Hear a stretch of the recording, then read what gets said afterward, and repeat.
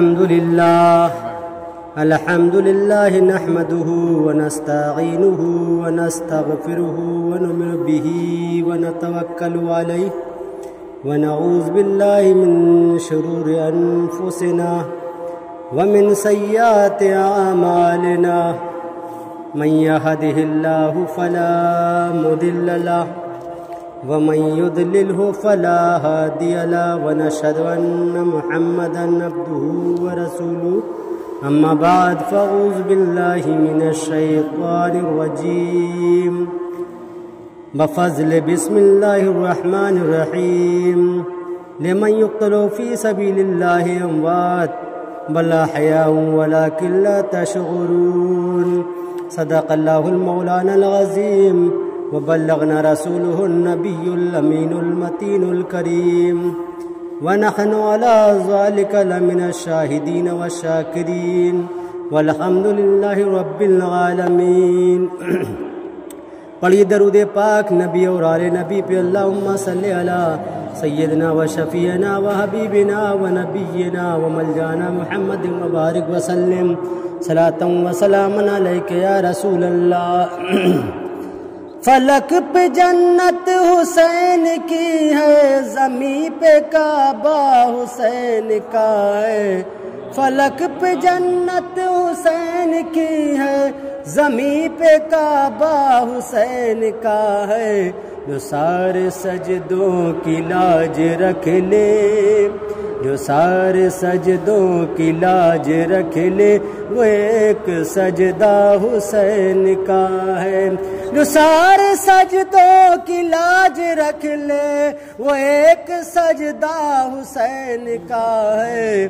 فلک پہ جنت حسین کی ہے زمین پہ کعبہ حسین کا ہے. چلو مہرارا مقدسہ میں شراب عشق نبی پیئیں گے. چلو کچھوچا مقدسہ میں شراب عشق نبی پیئیں گے.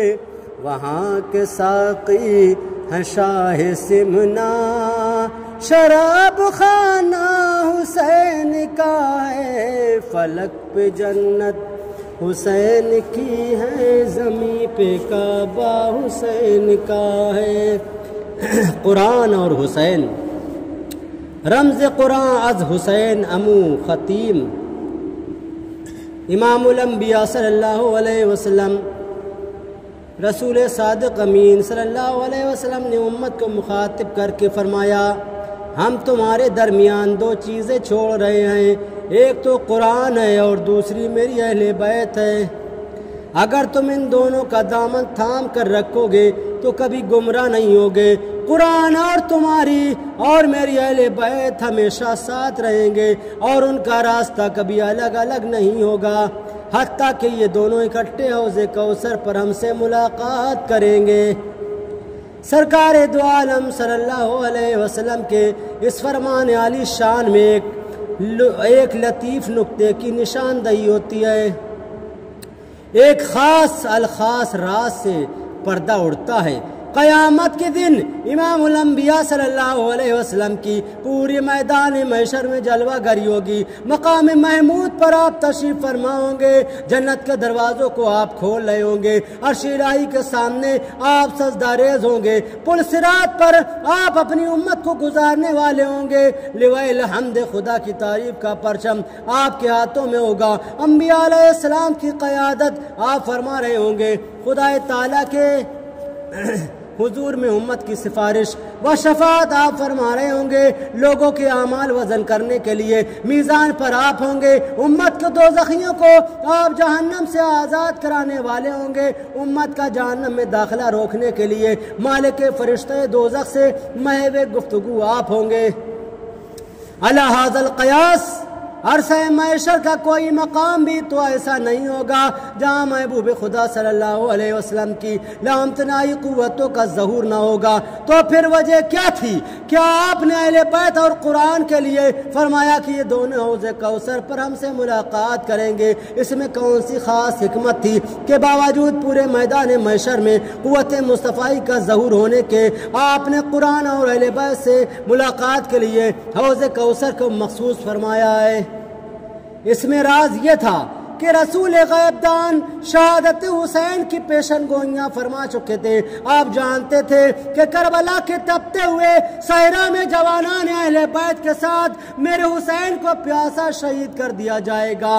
شدت کی گرمی میں 3 دن کی پیاس سے علی اکبر کے ہونٹ خشک ہو چکے ہوں گے، ننھے علی اصغر کا حلقے سوکھ کر کاٹا ہو چکا ہوگا، اور محمد کی روحیں پانی کے ایک گھونٹ کے لیے ترس رہی ہوں گی۔ قاسم فرزندہ نے عقیل و جعفر علی کو پانی کی سخت ضرورت ہوگی۔ خنجر جفا کی دھار کے نیچے ظہر کی نماز تیمم سے ادا کرنے والے حسین کو عصر کی نماز کی ادائیگی کے لیے وضو کے لیے پانی کی ضرورت ہوگی، اور اس حالت میں ضروری تھا کہ کربلا کے پیاسے شہیدوں کا استقبال کوثر و سلسبیل کے جام ہاتھ میں لے کر کیا جاتا۔ یہی وجہ تھی کہ آپ نے ارشاد فرمایا اہل بیت کو سب سے پہلے حوض کوثر پر آنا تھا، قرآن کو اہل بیت کے ساتھ آنا تھا۔ اس لیے رسول صادق صلی اللہ علیہ وسلم کا فرمان ہے کہ میری اہل بیت اور قرآن ہمیشہ ساتھ رہیں گے، اور پھر اکٹھے حوض کوثر پر ہم سے ملاقات کریں گے۔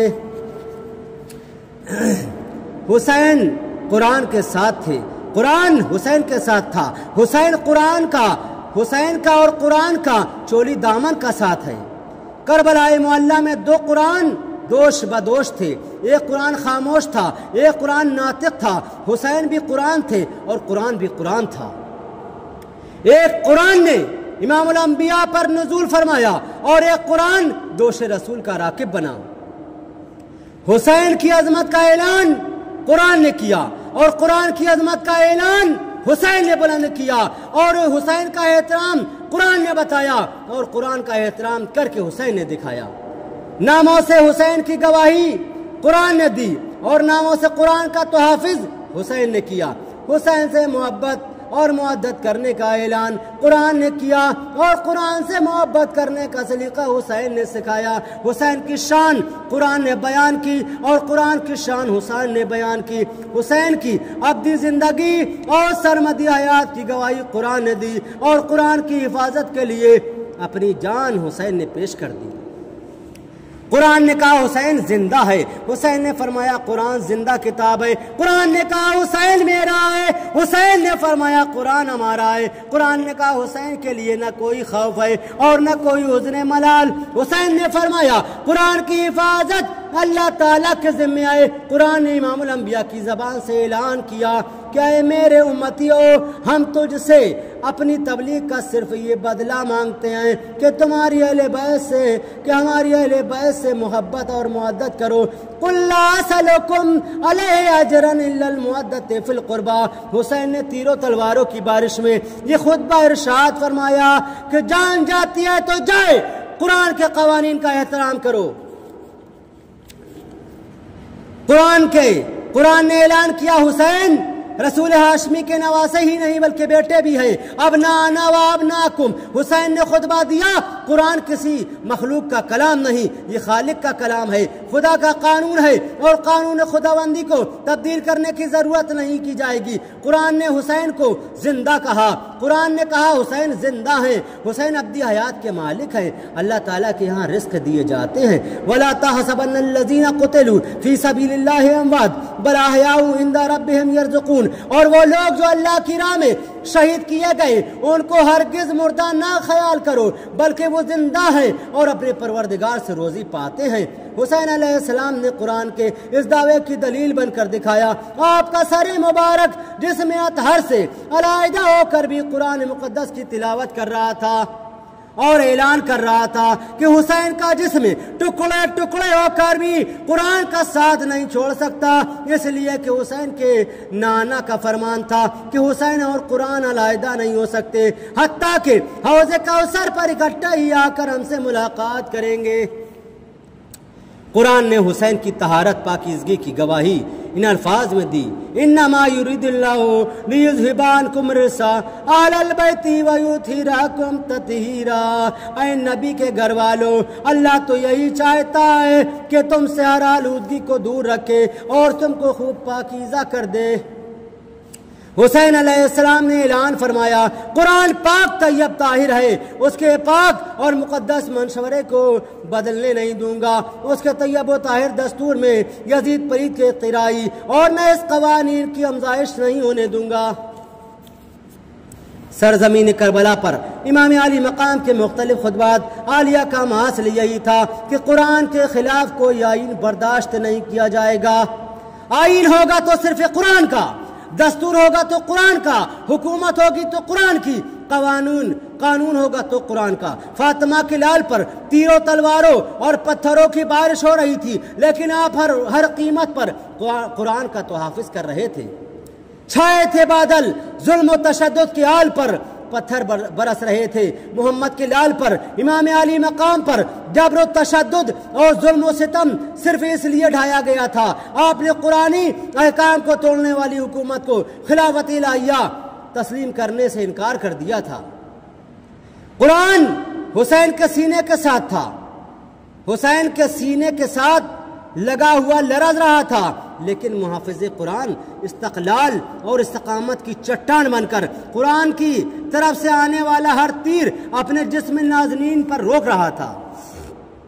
اور یہ صداقت نشان خطبہ ارشاد فرمایا تھا، اے لوگو، حسین نے تمہیں دعوت الحق دینے کا فریضہ ادا کر دیا، اب تمہاری مرضی ہے اسے قبول کرو یا نہ کرو، میں نے تمہیں بتا دیا ہے کہ باطل کیا ہے اور حق کیا ہے، اور اچھی طرح وضاحت کر دیجئے کہ حق کا دوسرا نام مکمل طور پر نظام مصطفیٰ کا نفاذ ہے، اور نظام مصطفیٰ کا دوسرا نام آئین قرآن ہے۔ مسلمان کہلانا ہے تو نظام مصطفیٰ اور آئین قرآن سے رودگانی نہ کرو۔ ہستی مسلم حسین نے آئین قرآن کی حفاظت کرنے کا دعویٰ علل اعلان کیا۔ قرآن نے کہا، حسین، تمہیں ابدی حیات کی بشارت دینے والا خدا تمہیں آزمانا چاہتا ہے، تیرا امتحان مانگتا ہے، تیرے دعوے کی دلیل طلب کرتا ہے۔ حسین نے کہا، میں حاضر ہوں۔ قرآن نے کہا، بھوک اور پیاس برداشت کرنا پڑے گی۔ حسین نے کہا، مولا میں حاضر ہوں۔ قرآن نے کہا، جان سے ہاتھ دھونا پڑے گا۔ کہا، حسین نے کہا، میں حاضر ہوں۔ قرآن نے کہا، جانیں دینا پڑیں گی۔ حسین نے کہا، میں حاضر ہوں۔ قرآن نے کہا، پھل چھوڑنے پڑیں گے۔ حسین نے کہا، میں حاضر ہوں۔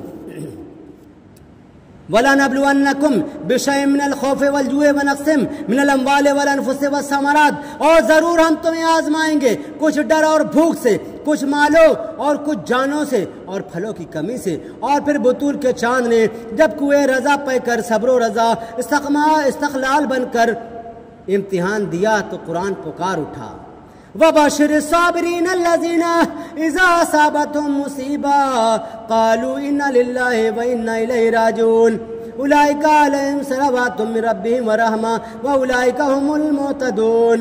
اور خوشخبری دو ان کو صبر والوں کو جو جب ان پر کوئی مصیبت آ جائے تو کہتے ہیں کہ ہاں اللہ کے لیے ہیں اور ہم کو اسی کی طرف پھرنا ہے۔ یہ وہ لوگ ہیں جن پر اللہ کے درود اور رحمتیں ہیں، اور یہی لوگ راہ پر ہیں۔ قرآن نے کہا، حسین، تم امین صادق رسول صلی اللہ علیہ وسلم کے نواسے ہو اور خدا کی امانتوں کے امیر ہو۔ خدا تم سے اپنی امانتیں واپس مانگتا ہے۔ ان اللہ یامرکم ان تودوا، بے شک اللہ تمہیں حکم دیتا ہے کہ جن کی امانتیں ہیں انہیں واپس کر دو۔ حسین علیہ السلام نے کہا، میں حاضر ہوں۔ اور پھر امین صادق نے ہر امانت کو بارگاہ خداوندی میں اس طرح پیش کر دیا کہ جبین اقدس پر بل بھی نہ آیا۔ پورا خاندان خدا کی راہ میں نذر کر دیا، جو چل کر میدان میں نہیں آ سکتا تھا اسے ہاتھوں میں اٹھا کر بارگاہ رب جلیل میں پیش کر دیا۔ صدائے سروش آئی، حسین تم امین صادق ہو، تمہاری امانت اور دیانت کا قیامت تک ڈنکا بجتا رہے گا، اور پھر اہل بیت کے ایک ایک فرد کو پورے خلوص اور نیاز مندی کے ساتھ بارگاہ ازدی میں پیش کرنے والے امام علی مقام جب اپنی جان کی امانت بھی پیش کر دینے کے لیے مقتل کو جانے لگے تو سیدہ زینب نے روک لیا۔ آپ مقدس ہمشیر کی بات سننے کے لیے رک گئے۔ یزیدیوں کی طرف سے آواز آئی، حسین اب موت کو سر پر دیکھ کر ڈر گئے ہو، میدان میں آؤ۔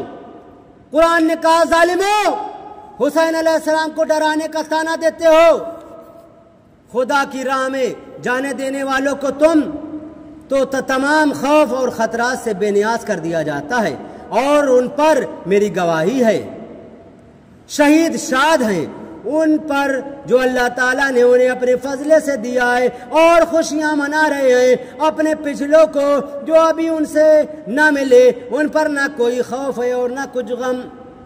قرآن اور حسین علیہ السلام کو علیحدہ کیا ہی نہیں جا سکتا۔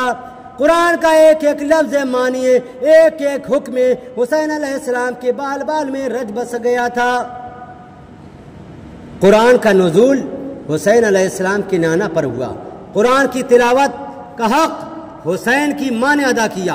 قرآن کے احکام کو پورے طور پر مان لینے کا حق شبیر علیہ السلام نے ادا کر دیا۔ قرآن کا ایک ایک حرف روح حسین میں صراحت کر چکا تھا۔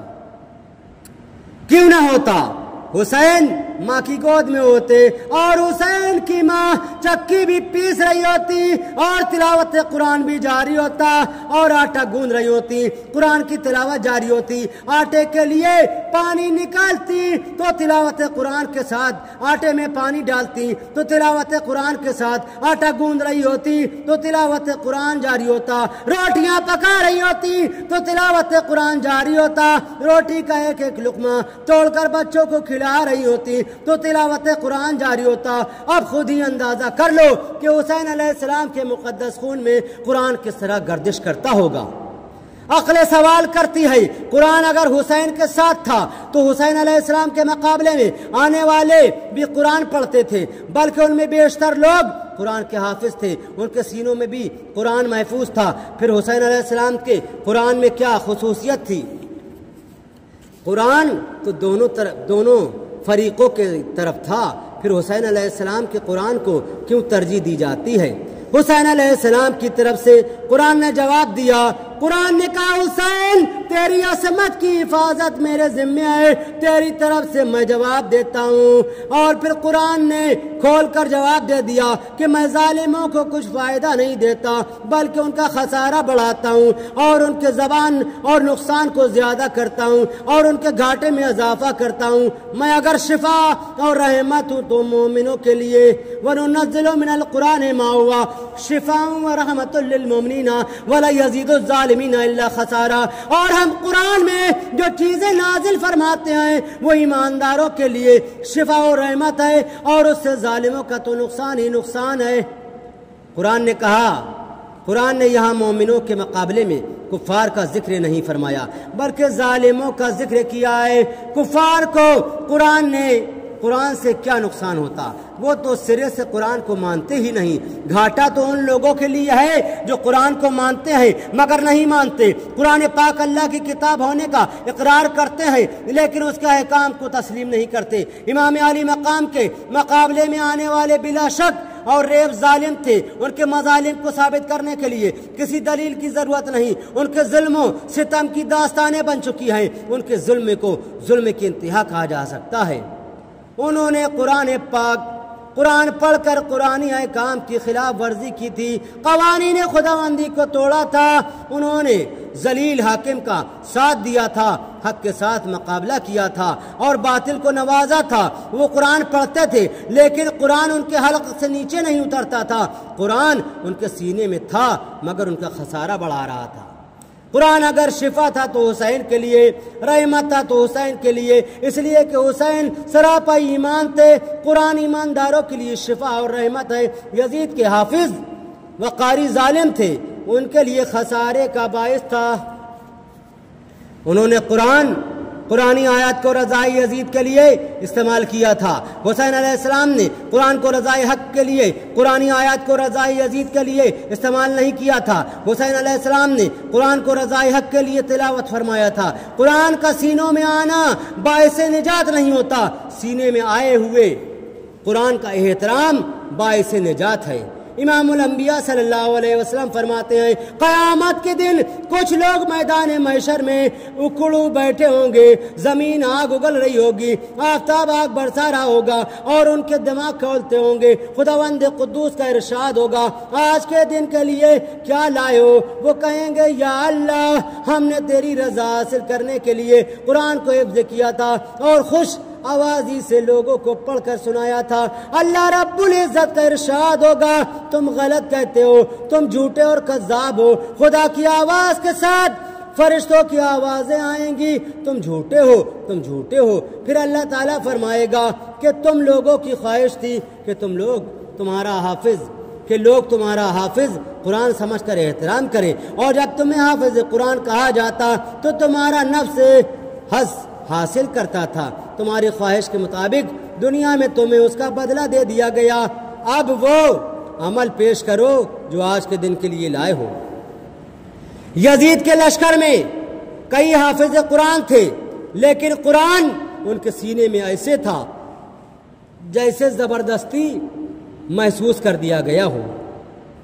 انہوں نے قرآن کو قید کر رکھا تھا۔ قیدی کس طرح خوش رہ سکتا ہے؟ قرآن تو ان کے لیے بد دعا کرتا ہے اور یہی ان کے لیے خسارہ تھا۔ قرآن طیب و طاہر اور پاک تھا، ان کے سینوں میں حسد اور بغض کی غلاظت بھی تھی اور کینہ توزی کی نجاست بھی تھی۔ پھر قرآن سے وہ کیا فائدہ اٹھا سکتے تھے؟ عنبری کستوری کو اگر غلاظت کے ڈھیر پر رکھ دیا جائے تو کیا حاصل ہوگا؟ عطر کی شیشی اگر گندگی اور نجاست پر انڈیل دی جائے تو اس کا کیا فائدہ ہوگا؟ قرآن حفظ کرنے کا مقصد تو یہ ہے کہ قرآن کا احترام کیا جائے، قرآن کے تقدس کی حفاظت کی جائے، قرآن کے احکام کو مانا جائے اور قرآن کی حدوں کو صدق دل سے تسلیم کیا جائے۔ قرآن کو ڈھانپنے کے لیے طیب و طاہر اور پاک اور صاف غلاف کی ضرورت ہے۔ قرآن کو گندے اور غلیظ غلاف میں رکھنا قرآن کی کھلی توہین ہے، اور کوفی قرآن کی توہین کر رہے تھے۔ انہوں نے قرآن کو گندے اور نحس غلافوں میں بند کرنے کا جرم کیا تھا۔ ان کے سینوں کے غلاف انتہائی غلیظ ہو چکے تھے، ان میں حسد اور بغض کی بدبو پیدا ہو چکی تھی، کینے اور عداوت کی تہیں جمع ہو چکی تھیں، بے وفائی اور بدعہدی کی نجاست سے آلودہ ہو چکے تھے۔ انہوں نے قرآن ناطق سے بدعہدی کی تھی، کتاب اللہ سے بے وفائی کی تھی۔ وہ قرآن کے محض نام کے حافظ تھے، محافظ نہیں تھے۔ انہوں نے طہارت قرآن کو بغض اور بے وفائی کی نجاست اور غلاظت سے آلودہ کر رکھا تھا۔ قرآن ان کے ناپاک اور نحس سینوں سے نکل جانے کے لیے تڑپ رہا تھا۔ قرآن انہیں گھاٹے اور خسارے کی وعید سنا رہا تھا۔ ان کے سینوں میں قرآنی لفظوں کے جسم تھے اور ان میں قرآن کی روح نہیں تھی، اور دوسری طرف امام برحق امام حسین نے قرآن کو طیب و طاہر اور نور بیز غلافوں میں لپیٹ کر رکھا تھا۔ قرآن کے ایک ایک حروف کو خوشبو رسول میں بسا رکھا تھا۔ حسین علیہ السلام کی طہارت اور پاکیزگی کی شہادت خود قرآن نے آیت تطہیر میں دے رکھی تھی۔ پھر قرآن کو رہنے کے لیے اس سے زیادہ پاکیزہ جگہ کہاں حاصل ہوتی؟ یہی وجہ تھی کہ قرآن حسین کے ساتھ تھا اور حسین قرآن کے ساتھ تھے، اور قرآن بھی طیب و طاہر ہے اور حسین علیہ السلام بھی طیب و طاہر ہے۔ قرآن بھی نور ہے اور حسین بھی نور ہے۔ قرآن بھی مرکز ہدایت ہے اور حسین علیہ السلام بھی مرکز ہدایت ہے۔ قرآن بھی روشنی کا مینار ہے اور حسین علیہ السلام بھی روشنی کا مینار ہے۔ قرآن اور حسین اس لیے اکٹھا رہیں گے، دونوں کا منشا اور مقصود ایک ہے، دونوں کی آواز ایک ہے، پیغام ایک ہے، مقصد ایک ہے، مشورہ ایک ہے، آئین دستور ایک ہے، منزل ایک ہے، راستہ ایک ہے، فرائض ایک ہے، اور امام الانبیاء سے ملاقات کا مقام ایک ہے، وقت وصال ایک ہے۔ یزیدی فوج اگر قرآن کے احکام کو تسلیم کر لیتی تو شہزادہ رسول ان بطول کے چاند پر کبھی تیغ جفا نہ اٹھاتی۔ قرآن نے تو فرمایا اہل بیت رسول سے مودت اور محبت کرو۔ لیکن وہ اہل بیت رسول پر تیروں اور تلواروں کی بارش برسا رہے تھے، پھر قرآن ان کے ساتھ کیسے رہ سکتا تھا؟ قرآن حسین کے ساتھ تھا، اور جو اپنے دادا جناب اسماعیل ذبیح اللہ علیہ السلام کے حق میں نازل ہونے والی آیت فدیہ زبائن عظیم کی تفسیر پیش کر رہا تھا۔ فتح کردار کی ہوتی ہے، تلوار کی نہیں۔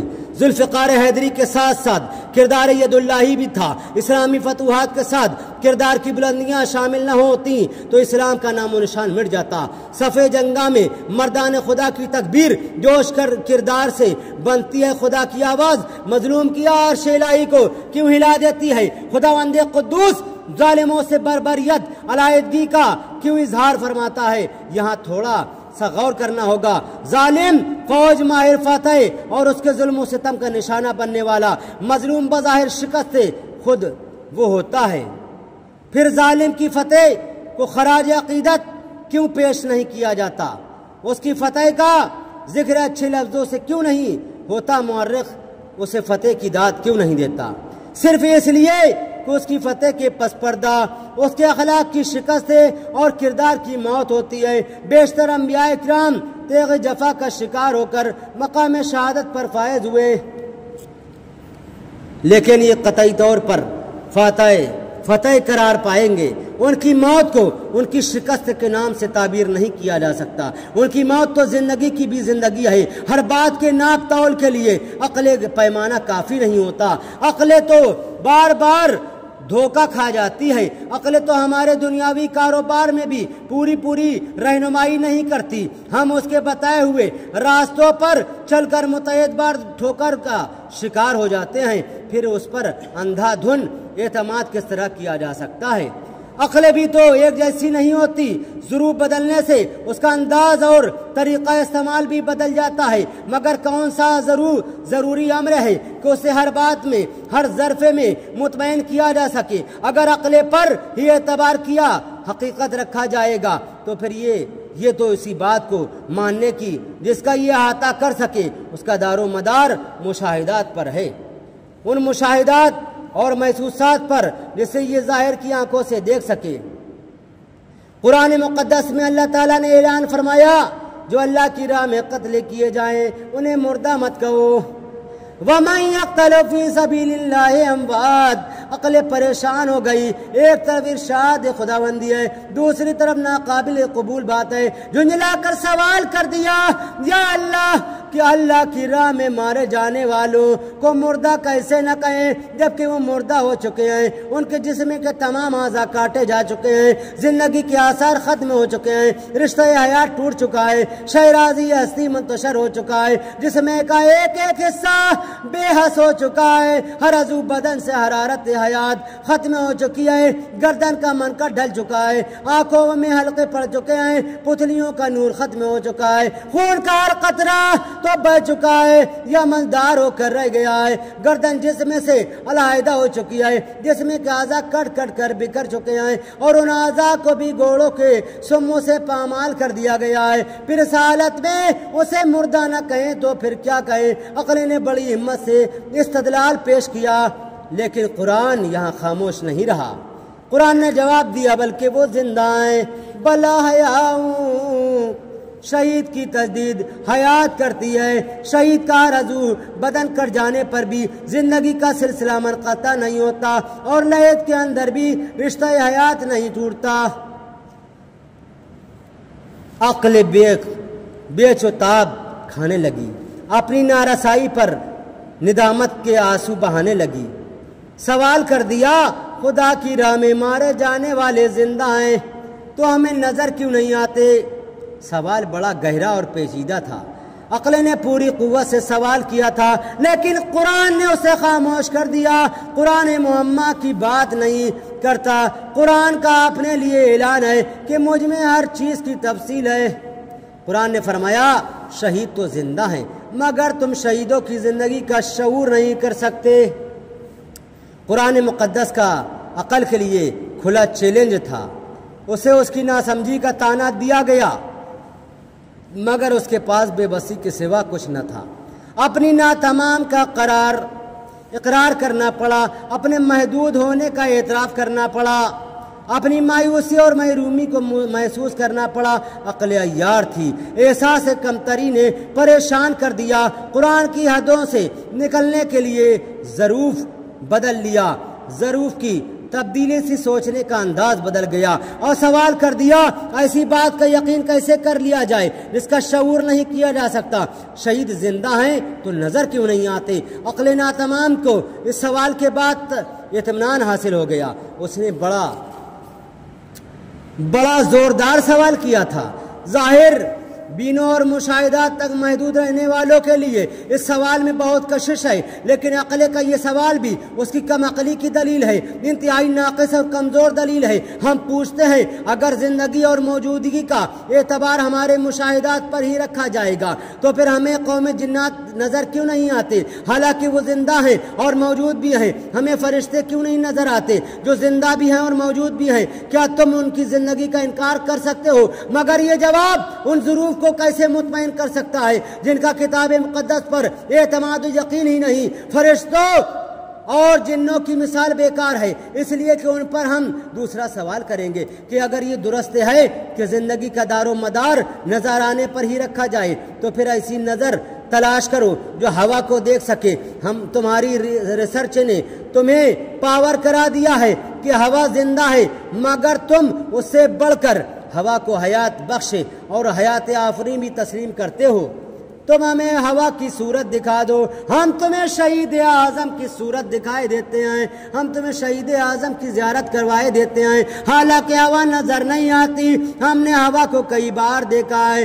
تم کہو گے کہ لاؤ وہ آنکھ ہمیں بھی دے دو تو جو ہوا کو دیکھ سکتی ہے، مگر یہ کوئی اچنبے کی بات نہیں۔ تم سب نے ہوا کو دیکھا ہوگا جب گرد و غبار کا کثیف لباس اوڑھتی ہے تو بگولوں اور آندھی کی شکل میں ہم سب کو نظر آ جاتی ہے، لیکن جب گرد و غبار کا کثیف لباس اس کے جسم لطیف سے اتر جاتا ہے تو باوجود زندہ اور موجود ہونے کے نہ تو نظر آتی ہے اور نہ ہی محسوس کی جا سکتی ہے۔ گرد و غبار کی کثافت اتر جانے سے اس کی قوت میں بھی اضافہ ہو جاتا ہے، اس میں ایک خاص قسم کا ٹھہراؤ آ جاتا ہے، وہ فضا کے درمیان ایک مضبوط دیوار بن جاتی ہے، اسے اطمینان اور قرار حاصل ہو جاتا ہے۔ وہ کبھی نسیم سحری بن کر مشابہ دل و جان کو معطر کرتی ہے اور کبھی باد صبا کا روپ دھارن کر لیتی ہے بلا تشبیہ۔ اسی طرح جب شہید عربیہ عناصر کے کیسے لباس کی قید سے باہر آ جاتا ہے تو اسے حیات لطیف حاصل ہو جاتی ہے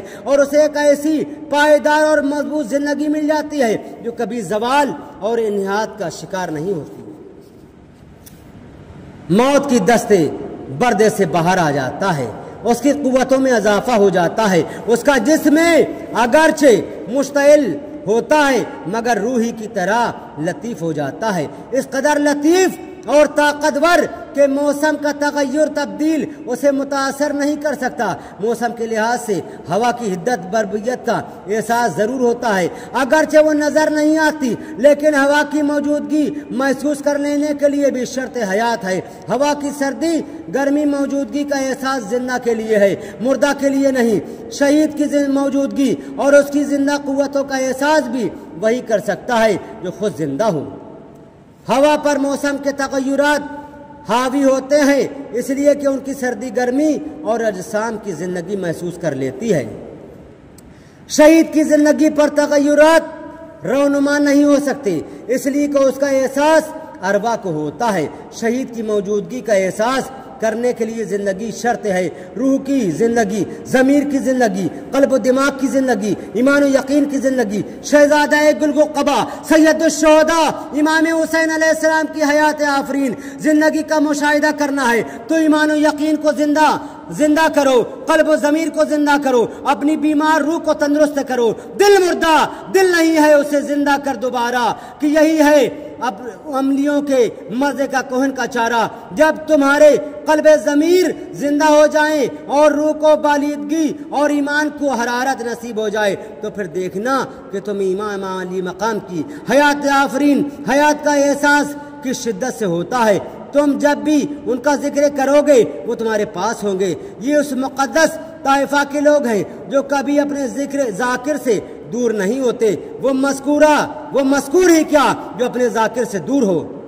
جب ذکر حسین علیہ السلام کرتے یا سنتے ہوئے تمہاری آنکھوں میں آنسوؤں کا سیلاب موجزن ہو جائے، دل بے قرار ہو کر تڑپنے لگے، ہر منہ مبارک چیرتا ہوا محسوس ہونے لگے، تو سمجھ لینا چاہیے کہ امام عالی مقام تشریف لا چکے ہیں اور باب دل پر انہی کے کرم کی چوٹ پڑی ہے۔ اب تم سوال کرو گے قلب و ضمیر کو زندگی کیسے دی جاتی ہے، ایمان کو حرارت کیسے نصیب ہوگی، روح کو جلا کیسے ملے گی؟ تو ان سب کے احیا کے لیے ایک ہی نسخہ کافی ہے، اور وہ یہ ہے عقل کی بھول بھلائیوں اور خود فریبوں کے جال کو توڑ کر عشق کی دنیا میں آ جانا۔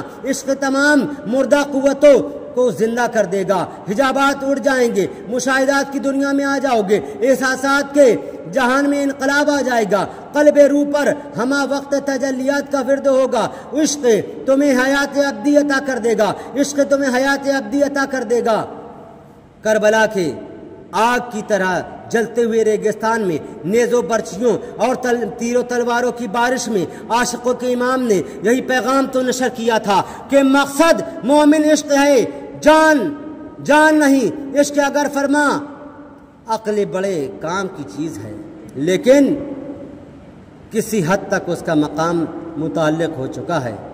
اگر اس کو غلام بنا کر رکھو گے تو پھر وہ نفع ہی نفع حاصل ہوگا، اور اگر اس کی خود غلامی اور اتباع اختیار کر لو گے تو خسارہ ہی خسارہ اور گھاٹا ہی گھاٹا ہوگا۔ امام عالی مقام کا پیغام تھا زندہ رہنا ہے تو آزادی حرمت کی زندگی بسر کرو، اور اگر آزادی قلب و ضمیر حاصل نہیں تو جان قربان کر دو اور دامن تربیت کو داغدار ہونے سے بچا لو۔ پیغمبر عشق کا ایک فرمان یہ بھی تھا کہ اپنا رہنما بنانا ہے تو عشق کو بناؤ، عقل کو تابع فرمان کر دو، تم پر حیات ابدی کے اسرار کھل جائیں گے۔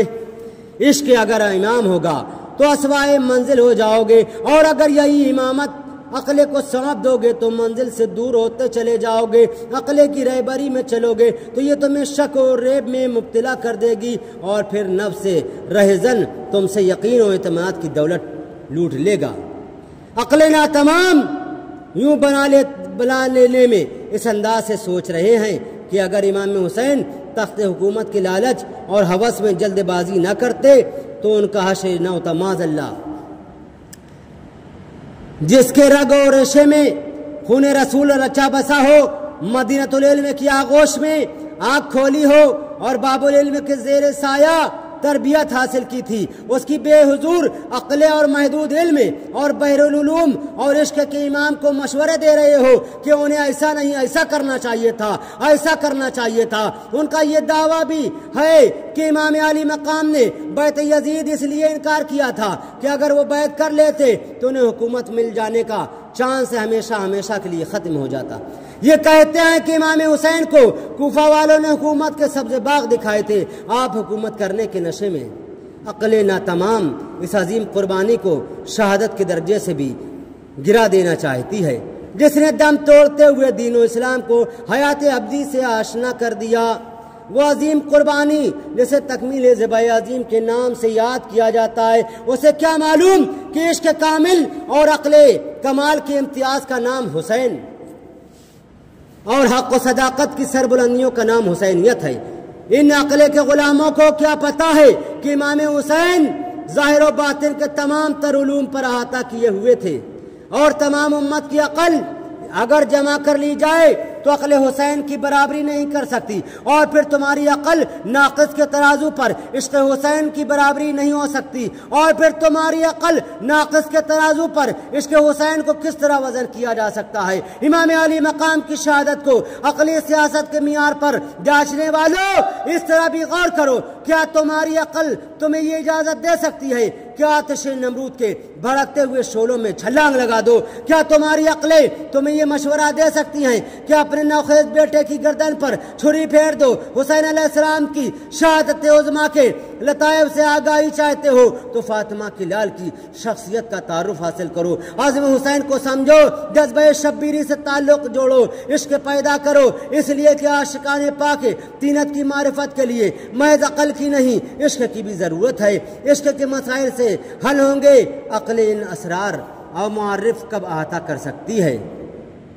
عقلی استدلال کی بساط لپیٹ دو، یہ تمہیں لے ڈوبے گی، اور تم نے مخلصانہ تحقیق کی اور تمہیں تمہاری تحقیق نے دھوکہ دیا۔ امام علیہ السلام سے محبت کرنا تو قرآن و حدیث سے منصوص ہے۔ غور تو کرو تم کیسا حق محبت ادا کر سکتے ہو؟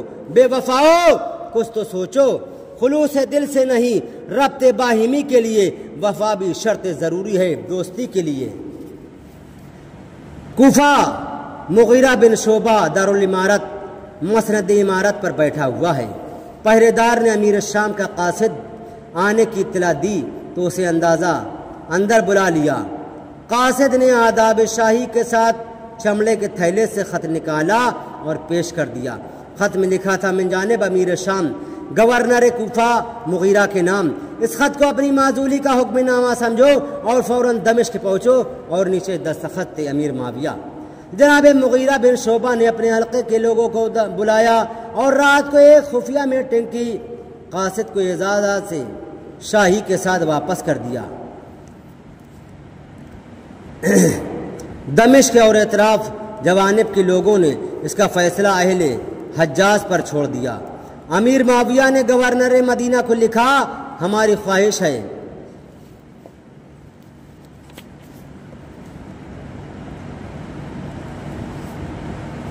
کمرے کے باہر حرم کے سامنے دنیا بھر کے کونے کونے سے حجاج کے لیے حج کے لیے آئے ہوئے لوگوں کا جمع غفیر ہے، اور لوگ اس اعلان کا انتظار کر رہے ہیں جو اوپر بتائے گئے چاروں حضرات نے یزید کی خلافت کے بارے میں کرنا تھا۔ امیر معاویہ کو جب ان سے مایوس ہونا پڑا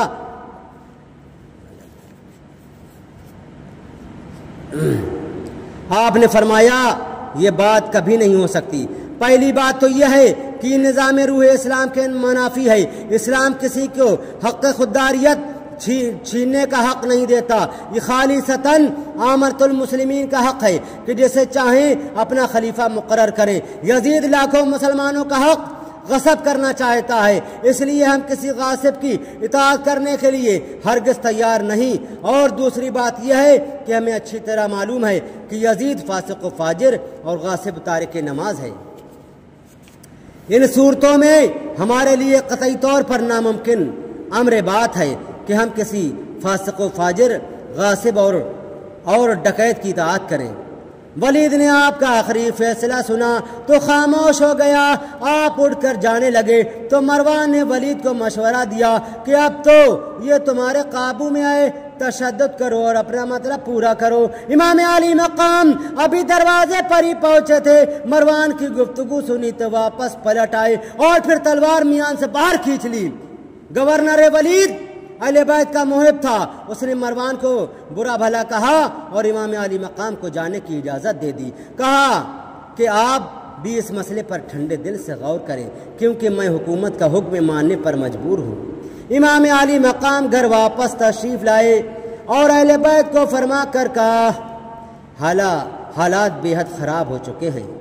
معاویہ کا بیٹا یزید جبر و تشدد پر تل چکا ہے، وہ ہر قیمت پر اپنی غیر اسلامی حکومت کی جڑیں مضبوط کرنا چاہتا ہے، خواہ اسے خون کی ندیاں بہانا پڑیں۔ میرے لیے یہ انتہائی مشکل ہے کہ میرے ہوتے ہوئے مدینہ منورہ کی گلیوں میں خون کی نہریں بہیں۔ مجھے نانا جان حضور صلی اللہ علیہ وسلم کے روضے کی جدائی کا بھی انتہائی غم ہے اور مدینہ منورہ کی بے حرمتی کا بھی شدید خطرہ ہے، اور میرے لیے یہ امر بھی محال ترین ہے کہ کسی غاصب، ڈکیت اور فاسق و فاجر کی اطاعت کر کے نانا جان صلی اللہ علیہ وسلم کے دین کے حلقے پر چھری پھیر دینے۔ ان حالات میں میرے میرے سامنے اب صرف ایک ہی راستہ ہے کہ مدینہ منورہ کی جدائی برداشت کر لوں اور اس مقدس شہر کو بے حرمت ہونے سے بچا لوں۔ آپ سب لوگ تیار ہو جائیں، آج ہی رات کو یہاں سے مکہ معظمہ کی طرف روانگی ہو جائے گی۔ جناب زینب سلام اللہ علیہا بھی وہاں موجود تھیں۔ آپ نے اپنے شوہر جناب عبداللہ بن جعفر طیار سے بھائی کے ساتھ جانے کی اجازت طلب کی تو انہوں نے باخوشی اجازت دے دی۔ اہل بیت مصطفیٰ کی تیاری کا علم ہے۔ تمام ہمسائیوں اور قرب و جوار کے لوگوں کو چند ہی لمحوں میں بعد ہو گیا۔ مہاجرین انصار کی عورتیں جمع ہونے شروع ہو گئیں اور پھر یہ سلسلہ تا دیر جاری رہا۔ گھر کے اندر عورتوں کا جمع غفیر ہے۔ مسجد نبی شریف میں عاشقان محمد صلی اللہ علیہ وسلم اہل بیت نے امام علی مقام کے گرد گھیرا ڈالا ہوا ہے۔ ہر شخص اپنی ہمت اور استطاعت کے مطابق امام علی مقام کی بارگاہ اقدس میں اپنی عقیدت کا اظہار کرتے ہوئے فریاد کر رہا ہے کہ اے نواسہ رسول صلی اللہ علیہ وسلم، اے جگر گوشہ بطول سلام اللہ علیہ، خدا کے لیے آپ مدینہ چھوڑ کر نہ جائیں۔ اے جوانان جنت کے سردار، آپ کے بغیر ہماری زندگیاں تلخ ہو جائیں گی۔ یا امام، آپ یادگار مصطفیٰ ہیں اور آپ کو دیکھ لیتے ہیں تو رسول اللہ صلی اللہ علیہ وسلم کی زیارت ہو جاتی ہے۔ اے شہزادہ رسول، آپ گلشن رسول کی بہار ہیں اور اپنے سایہ عافیت سے محروم نہ کریں۔ امام علی مقام نے ان محبان خاص کا شکریہ ادا کیا۔ فرمایا مہربان دوستو، ہم آپ کے بے حد مشکور ہیں۔ آپ نہیں جانتے وہ کون سی مجبوری ہے جو ہمیں درپیش ہے۔ آپ کو کیا بتایا جائے، مدینہ منورہ کی بہاروں کے چھوٹ جانے کے خیال سے ہمارے دل کی کیا حالت ہے۔ جنت کو چھوڑ کر جانا آسان نہیں، اور پھر ہمارا تو سب کچھ مدینے میں ہے، اسی مدینہ منورہ میں جسے تاراج کرنے کے لیے دشمنان دین پر تول رہے ہیں۔ احباب کو روتے تڑپتے چھوڑ کر آپ گھر کے اندر تشریف لائے تو محلے کی عورتوں کو فریاد کرتے پایا۔ آپ نے نہایت مشفقانہ اور کریمانہ انداز سے سب کا شکریہ ادا کیا اور اطمینان دلایا، مگر وہ بیچاریاں مطمئن کیا ہوتی، بس اشک کے بار آنکھوں سے الوداع کہہ کر آہیں بھرتی ہوئی اپنے اپنے گھروں کو واپس چلی گئی۔ پھر آپ اہل بیت کرام کو جلد از جلد تیاری کا حکم دے کر گھر سے باہر تشریف لے آئے۔ اہل بیت اطہار کو تیاری کا حکم فرما کر کربلا کا مسافر ماں کے مزار اقدس پر حاضر ہوتا ہے۔ رات بیتتی جا رہی ہے، مدینہ منورہ کے لوگ چین اور آرام کی نیند سو رہے ہیں۔ جنت البقیع شریف کے قبرستان میں دل ہلا دینے والا پرہول سناٹا چھایا ہوا ہے۔ ہر طرف ہو کا عالم ہے۔ حسین آتے ہیں اور ماں کی قبر پر دیوانے وار گر جاتے ہیں اور انتہائی کربے کے عالم میں مزار اقدس پر باہیں پھیلا دیتے ہیں، سسکیاں بندھی ہوئی ہیں اور ماں کے حضور میں فریاد کرتے ہیں، اے غریبوں، مسکینوں کے سوال پورا کرنے والی بنت رسول، اے خود بھوکی رہ کر دوسروں کو کھانا کھلانے والی مقدس ماں، آج تیرا حسین تیرے دربار میں تیرا سوالی بن کر آیا ہے۔ اے میری مقدس ماں، امی تیری نازوں کے پالے حسین پر امت کے شریروں نے مدینے کی زمین تنگ کر دیا ہے۔ میری پیاری ماں، حسین بزدل نہیں ہے، حسین نے تیرا دودھ پیا ہے، حسین کی رگوں میں حیدر کرار کا خون ہے، حسین امام الانبیاء کی زبان کو چوستا رہا ہے۔ میری پیاری امی، مجھے جان جانے کا غم نہیں، تیرا حسین موت سے کبھی نہیں ڈر سکتا۔ امی جان، میں اس لیے روتا ہوں کہ نانا کا مدینہ چھوٹ رہا ہے، ماں کی قبر کی زیارت سے محروم ہو رہا ہوں، بھائی حسن کے قدموں سے دور جا رہا ہوں۔ میری شفیق ماں، میں فریادی بن کر آیا ہوں، میری فریاد سنو، میرا آخری سلام قبول کرو، مجھے الوداع کہو، مجھے تسلی دو، میرے لیے دعا فرماؤ کہ میں امتحان میں کامیاب ہو جاؤں۔ میری تھکی ہوئی باہوں میں جب تیرا معصوم علی اصغر دم توڑ رہا ہو تو مجھے استقامت نصیب ہو، تیرے جوان اکبر کا لاشا دیکھ کر گھبرا نہ جاؤں۔ پیاری امی جان، میرے لیے صبر و استقامت کی دعا کرو۔ پیاری امی، آپ نے کبھی کسی سائل کا سوال رد نہیں کیا، آج تیرا حسین زیارت کا سوال کرتا ہے، آخری بار تیرے قدموں کو بوسہ دینا چاہتا ہے۔ اے شہزادہ مصطفیٰ، مجھے محروم نہ رکھنا۔ پیاری امی، تیرے دربار سے حسین مایوس نہ لوٹے۔ یہ الفاظ کہتے کہتے امام عالی مقام کا گلا رند جاتا ہے، شدت جذبات سے مغلوب ہو کر آپ سسکیاں بھرنے لگتے ہیں۔ ادھر امام عالی مقام کی یہ حالت ہے، ادھر شہزادی کونین خاتون جنت کی قبر انور کو لرزہ آ جاتا ہے، زمین کانپنے لگتی ہے، آسمانوں پر ریشہ طاری ہو جاتا ہے، ستارے تڑپنے لگتے ہیں، چاند کا دل ڈوب جاتا ہے، جنت البقیع شریف کے تمام مزارات کانپ جاتے ہیں، حوروں کی چیخیں نکل جاتی ہیں، شہزادی مصطفیٰ کے مزار اقدس سے درد میں ڈوبی ہوئی آواز آتی ہے، فضا کا سینہ چر جاتا ہے، ماں کا پیار کائنات عالم کو سوز عالم کی تصویر بنا دیتا ہے۔ قبر انور سے آواز آتی ہے، میرے لال چپ ہو جاؤ، اب نہ کچھ کہنا، میرے حسین اب کچھ نہ کہنا، ماں کا کلیجہ پھٹ جائے گا، نظام عالم تہہ بالا ہو جائے گا۔ میرے بیٹے تیری فریاد نے ماں کے سینے پر چھریاں چلا دی ہیں، میرے لال دل تو یہی چاہتا ہے کہ قبر سے باہر آ کر تجھے شہادت کا دولہا بناؤں، تیری پیشانی اور گردن کو چوموں، تجھے سینے سے لگاؤں اور خود اپنے ہاتھوں سے تجھے شہادت کا جوڑا پہناؤں، لیکن میری مجبوری ہے میرے چاند، میں اس لیے مجبور ہوں کہ میرے اس طرح باہر آ جانے سے ابھی قیامت آ جائے گی، زمین دھس جائے گی، آسمان ٹوٹ پڑے گا۔ میرے نازوں کے پالے حسین، تیری درد انگیز گفتگو نے ماں کا دل ہلا دیا ہے، میری آنکھوں کی ٹھنڈک، میرے لال تو ابھی بچہ ہی تھا کہ تیری جان کا سودا ہو گیا تھا۔ میرے بیٹے تجھے دنیا کے تمام شہیدوں کا قافلہ سالار بننا ہے، تمہیں ماں کے دودھ کی لاج رکھنا ہے، تمہیں ذوالفقار حیدری کی عصمت کا تحفظ کرنا ہے، تمہیں نانا کی امت کی ڈوبتی ہوئی کشتی کو سہارا دینا ہے، تمہیں اپنا سب کچھ قربان کر کے نانا کے دم توڑتے ہوئے دین کو زندگی دینا ہے، تمہارے لہو کے ہر قطرے میں فاطمہ کا دودھ رچا ہوا ہے اور اس کی سرخی ہمیشہ قائم رہے گی۔ میرے چاند اٹھو اور باطل کی ہر قوت سے ٹکرا جاؤ، میرے لال جب تمہارا خون تپتے ہوئے صحرا کے سینے پر گرے گا اور تو مجھے تمہارے نانا کے حضور میں سرخروئی حاصل ہو جائے گی، میں آؤں گی میرے بیٹے، میں آؤں گی، تیرا مقتل دیکھنے آؤں گی، تیری شہادت گاہ کا نظارہ کروں گی، دشت کربلا کی آگ اگلتی ہوئی ریت کو اپنے آنسوؤں سے ٹھنڈا کروں گی، تیری گھوڑوں کے سموں سے کچلی ہوئی سربریدہ لاش کے ٹکڑے اکٹھا کروں گی، میرے لال میں تیری لاش کے ٹکڑوں پر اپنی چادر تطہیر کا سایہ کروں گی، کربلا کی ریت پر بکھرے ہوئے کانٹوں کو سمیٹوں گی، شیر خدا کے شیر تیری بہادری کے جوہر دیکھوں گی، شہربانوں کا صبر دیکھوں گی، زینب کا پہرا دیکھوں گی، سکینہ کے خشک ہونٹوں کو چوموں گی۔ لوگ قبروں پر پانی چھڑکتے ہیں، میں تیرے علی اصغر کی قبر پر آنسوؤں کا چھڑکاؤ کروں گی، میرے لال تمہارے نانا بھی ساتھ ہوں گے، تیرے ابا بھی ساتھ ہوں گے اور تمہارا بھائی حسن بھی ساتھ آئے گا، بس ہم سب تمہارا امتحان دیکھیں گے۔ لوگ مرنے والے کے کفن پر مشک کافور ملتے ہیں، لیکن جب تم شہادت کا جام نوش کرو گے تو تمہارے نانا کی عنبر فشا زلفیں بکھر جائیں گی، کربلا کا ذرہ ذرہ مہک اٹھے گا۔ جاؤ میرے چاند، میں تمہیں پورے اعتماد اور مکمل یقین کے ساتھ بھیج رہی ہوں، تم یقیناً کامیاب رہو گے۔ اس کٹھن امتحان میں تمہارے سوا کوئی کامیاب نہیں ہو سکتا، تم فاطمہ کے دودھ کی ضرور لاج رکھو گے۔ جاؤ، خدا تمہاری حمایت اور نصرت فرمائے۔ میری بیٹی زینب کا خیال رکھنا، اس کے مشوروں کو قبول کرنا، اس کا دل نہ توڑنا، اس نے بھی فاطمہ کا دودھ پیا ہے، وہ بھی اسی دردناک امتحان میں کامیاب و کامران رہے گی اور وہ بھی تمہاری طرح صبر و استقلال کا پیکر بنی رہے گی۔ جاؤ میرے لال، ماں تجھے الوداع کہتی ہے، تمہارا سلام قبول نہیں کروں گی، میرے بیٹے تو تیرا سلام قبول نہیں کروں گی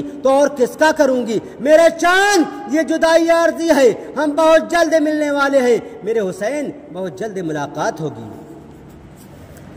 تیری گردن پر پھیلنے والی ظلم و ستم اور جور و جبر کی تلوار اس جدائی کو ہمیشہ ہمیشہ کے لیے ختم کر دے گی۔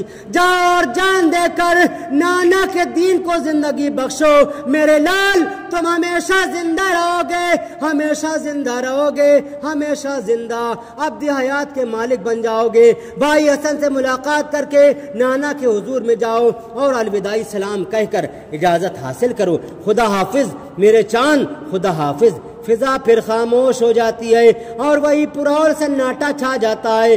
غمزدہ ساری فضا تھی، فلک تھرا رہا تھا، غم کے آنسو صورت شبنم میں برساتا رہا۔ پوچھئے خاتون جنت کے دل دلگیر کو، الوداع کیسے کہا تھا آپ نے شبیر کو۔ حسین اٹھے، ماں کی قبر انور کو قدموں کی جانب سے بوسہ دیا اور عالم بے خودی میں الٹے پاؤں یہ الفاظ کہتے ہوئے واپس لوٹے، الوداع اے امی جان، الوداع، الوداع بنت رسول، الوداع اے مالک ردائے تطہیر، الوداع، الوداع خاتون قیامت، الوداع، الوداع مرکز میرے محبت، الوداع، الوداع بنت نبی خاتون قیامت، الوداع میری جان، میری امی جان، میرے دل کی راحت، الوداع یاد رکھنا اب میرا وقت شہادت، الوداع بھول نہ جانا کہیں امی میری فریاد کو، کربلا میں پہنچنا بیر خدا امداد کو۔ اسی عالم میں الوداع کہتے ہوئے امہات المومنین کے مزارات پر آئے اور ان تمام مقدس مزارات کو بوسے دیے اور جنت البقیع کے دیگر مکینوں کو سلام کہا،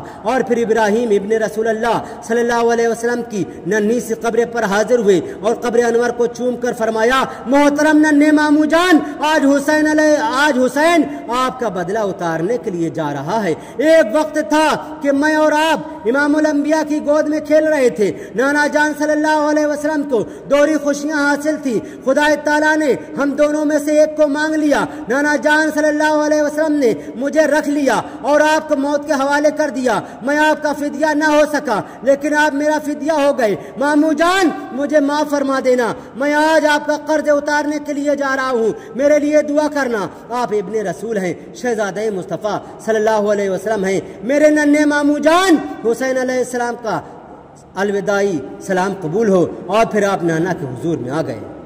امام الانبیاء کا دربار اقدس ہے، رات تیسرے پہر میں داخل ہو رہی ہے، ملائکہ اکرام آسمان سے سب بسب سلامی زیارت کے لیے نازل ہو رہے ہیں۔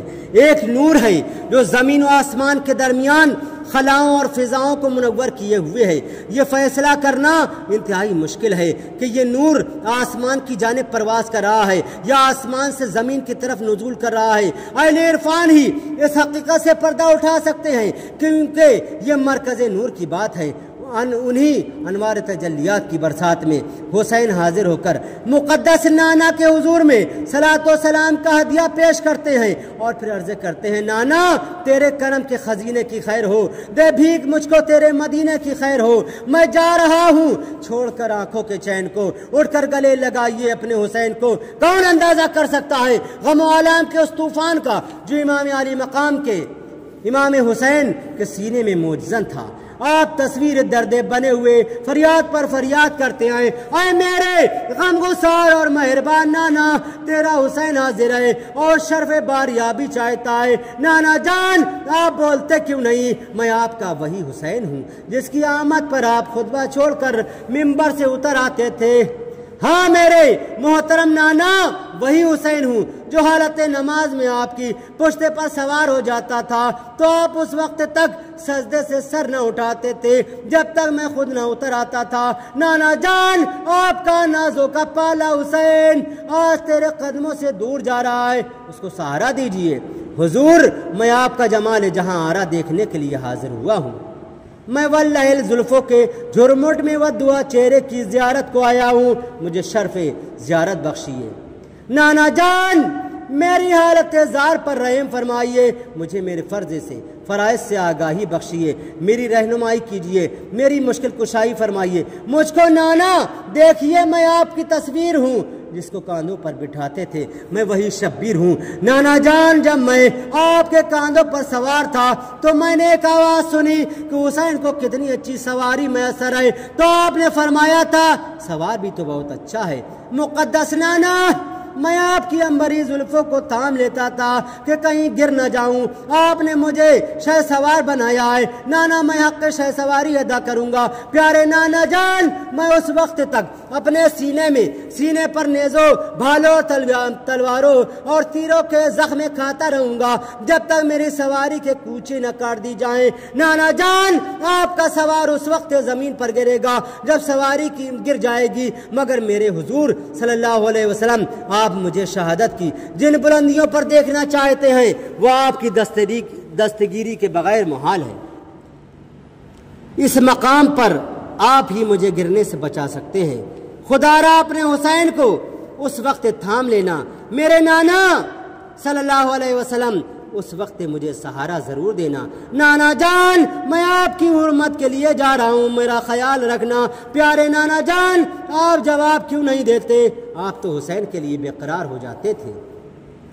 میرے بچپن میں جب آپ کو میری شہادت کی خبر دی گئی تو آپ زارو قطار روتے رہے تھے۔ اے میرے آقا و مولا، اے فریاد کرنے والوں کے فریاد و رس، اے غریبوں اور بے کسوں کے ملجا و ماوا، اے ناداروں اور مسکینوں کو پناہ دینے والے مقدس رسول، اے امام الانبیاء، اے رحمت للعالمین، اپنے حسین کو ایک بار آغوش میں لے لو۔ میں آپ کی بیٹی کا بیٹا ہوں۔ آپ مجھے اور بھائی حسن کو آسمانوں کے گوشوارے فرماتے تھے۔ میرے پیارے نانا مجھے زیارت کی بھیک عطا کرو، مجھے سینے سے لگا کر ایک بار پیار تو کر لو، مجھے سہارا دو، مجھے استقامت عطا فرماؤ، مجھے کربلا کا نظارہ کروا دو، مجھے میری قتل گاہ دکھا دو۔ میرے مولا تیرا حسین کب تک فریاد کرتا رہے گا؟ اسی طرح وزاری کرتے ہوئے حسین نانا کے مزار سے چمٹ جاتے ہیں۔ باد رحمت چلتی ہے، نیمے خوابی کا عالم طاری ہو جاتا ہے۔ حسین دیکھتے ہیں کہ انبیاء ملائکہ کے جرمٹ میں شب اسرا کا دولہا امام الانبیاء صلی اللہ علیہ وسلم درد و علم اور حزن و ملال کی تصویر بنے ہوئے سامنے تشریف فرما ہے۔ نانا کے حسرت و یاس میں ڈوبے ہوئے رخ دعا کی زیارت کر کے حسین تھرا جاتے ہیں۔ نانا بڑھتے ہیں، نواسے کا سر اپنی گود میں لیتے ہیں اور اپنی انگلیوں سے حسین کی زلفوں میں کنگھی کرتے ہیں۔ حسین نانا کی آغوش میں سمر جاتے ہیں اور سسکیاں بھرتے ہوئے فریاد کرتے ہیں، نانا جان دنیا بدل چکی ہے، حسین کا اب اس بے وفا دنیا میں رہنا مشکل ہو گیا ہے۔ میرے پیارے نانا جان مجھے اب اپنے پاس رکھ لو، اپنے مقدس مزار میں تھوڑی سی جگہ دے دو۔ نانا مجھے اپنی آغوش رحمت میں میٹھی نیند کے مزے لینے دو، مجھے اب زندگی کی خواہش نہیں ہے۔ نانا میں آپ کے حجرے میں رہنا چاہتا ہوں، نانا میں ماں کے حجرے میں رہنا چاہتا ہوں، مجھے ماں کے حجرے میں رہنے کی اجازت دی جائے۔ امام الانبیاء بے قرار ہو جاتے ہیں، فرماتے ہیں حسین ایسی گفتگو نہ کرو، نانا کا دل نہ توڑو، میرے لال تمہیں تو میرے دین کو زندگی دینا ہے، تمہیں تو بڑا امتحان دینا ہے، شیر خدا کے شیر اپنے امتحان کی تیاری کرو۔ اے نوجوانان جنت کے سردار، اے میرے گلشن کی بہار، حسین ادھر دیکھو، وہ تمہاری قتل گاہ ہے، یہ تمہاری شہادت کی جگہ بھی ہے اور تمہاری امتحان گاہ بھی، یہاں تیرا امتحان ہوگا، عظیم امتحان۔ تو اسی مقام پر ہی فرائض ذبح عظیم کی تکمیل کرے گا۔ میرے حسین اس بے آب و گاہ اور تپتے ہوئے صحرا اور کرب و بلا کی زمین کو تیرے خون سے آبیاری کے بعد کربلا معلیٰ کا نام دیا جائے گا۔ حسین یہ فرات ہے لیکن تجھے اس کا پانی نہیں ملے گا، تیرے ننھے علی اصغر کا حلقے سو کر کاٹا ہو جائے گا، میری تمام اہل بیت اطہار شدت پیاس سے تڑپ رہی ہوگی، لیکن اے میرے حسین تجھے اس نہر سے پانی نہیں ملے گا، تیرے دشمنوں کے جانور تک پانی پیتے ہوں گے، مگر میرے لال تجھے اسے استعمال سے محروم کر دیا جائے گا، اس لیے کہ تیرا امتحان ہے، تجھے پیاسے ہی امتحان دینا ہے۔ میرے لال حسین تیرا ان صدمات کو قبول کرنا ہے اختیاری ہوگا، تو اگر چاہے تو اس تپتے ہوئے صحرا اور چٹیل میدان کو سمندر اور ریگزاروں کو پانی میں تبدیل کر سکتا ہے، لیکن میرے حسین تجھے پیاسے رہ کر امتحان دینا ہے، تجھے سید زادیوں کے خشک ہونٹوں اور سوکھے ہوئے حلقوم دیکھ کر صبر کرنا ہے، یہی تو تیرا امتحان ہے کہ دنیا بھر کی تمام مصیبتیں جمع کر کے تم پر ڈال دی جائیں اور پھر بھی تم صبر و استقامت کی تصویر بن کر شکر خداوندی کرتا رہے اور یوں پے کرے تسلیم و رضا بن کر اللہ رب العزت کی خوشنودی حاصل کرے۔ حسین تیرا نانا قیامت کے دن خدا تعالیٰ کے حضور میں تیری قربانیاں پیش کر کے امت کی بخشش طلب کرے گا۔ میرے حسین تیری شہادت میری نبوت کا کمال ہے، اسے تمام شہادتوں سے عظیم اور عرفہ ہونا چاہیے۔ حسین تو مجھ سے ہے اور میں تجھ سے ہوں، تیری شہادت میری شہادت ہے، تیری مصیبت میری مصیبت ہے، تیرا امتحان میرا امتحان ہے۔ کربلا کی تپتی ہوئی زمین پر تیری گردن سے میرا خون بہے گا۔ حسین تیرا خون میرا خون ہے، تیرا گوشت ہے میرا گوشت ہے، تیرا نور میرا نور ہے۔ حسین تو مجھ سے ہے اور میں تجھ سے ہوں۔ حسین علیہ السلام تیرا نانا تجھ سے دور نہیں ہوگا، وہ ہر مقام پر تیرے ساتھ ہوگا، تیری رہنمائی کرے گا، تیرے امتحان کا مشاہدہ کرے گا اور تیری شہادت کو اس عرفہ مقام تک پہنچا دے گا جو کسی دوسرے کو نصیب نہیں۔ میرے لال حسین، تیرے نانا کا ہر منصب تمام کائنات سے بلند بالا ہے، اور یہ منصب شہادت جو ہمیں تیری طرف سے ہو کر ملے گا یہ بھی تمام کائنات سے عظیم ہوگا۔ میرے پیارے حسین، ایک بار میدان کربلا کا پھر اچھی طرح نظارہ کر لو۔ حسین خوب اچھی طرح دیکھ لو، یہاں تیرے علی اکبر کو ذبح کیا جائے گا۔ اس مقام پر حسن کی نشانی قاسم کی جوانی لٹے گی، اور یہ وہ دردناک مقام ہے جہاں تیرے معصوم علی اصغر کے نازک گلے میں زہر میں بجھا ہوا تیر پیوست کر دیا جائے گا، اور وہ تیری گود میں حسرت زدہ نگاہوں سے تیری طرف دیکھ کر دم توڑ دے گا۔ یہ وہ جگہ ہے جہاں میری بیٹی کی بیٹی زینب شہیدان وفا کی لاشوں کے ٹکڑے جمع کرے گی، اور یہ وہ جگہ ہے جہاں شہر بانو سارا گھر اجڑ جانے کے بعد تیری شہادت کا نظارہ کرے گی، اپنا لٹتا ہوا سہاگ دیکھے گی، اپنی امیدوں اور آرزو کا جنازہ نکلتے ہوئے دیکھے گی۔ امام علی مقام ایک ایک کر کے کربلا کے تمام مناظر کا مشاہدہ فرماتے جا رہے ہیں اور آغوش رسول میں خواب راحت کا مزہ لے رہے ہیں، لیکن یہ سکون اور راحت بھی عارضی ثابت ہوئے۔ امام الانبیاء صلی اللہ علیہ وسلم نے رخ انور کو بوسہ دے کر فرمایا، میرے مظلوم حسین اب جاؤ، اہل بیت تمہارا انتظار کر رہے ہیں۔ میرے پردیسی اور غریب الوطن ہونے والے حسین، اٹھو اور میری منزل کی جانب اپنی منزل کی جانب روانہ ہو جاؤ، اور جان کی بازی لگا کر سر ابھارتی ہوئی ابلیس کی طاقتوں کو فنا کر دو۔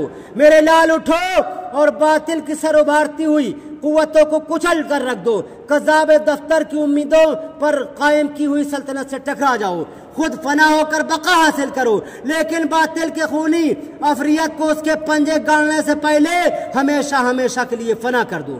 میرے حسین، میری امت کی کشتی عمارت کے چڑھے ہوئے طوفان کے تھپیڑے کھا رہی ہے، اٹھو اور اپنی جان دے کر اسے کنارے پر لگا دو۔ میرے مقدس دین کو ظلم و جبر کی طاقتیں ختم کر دینا چاہتی ہوں، اٹھو اور میرے دین کو ہمیشگی کی زندگی بخش دو۔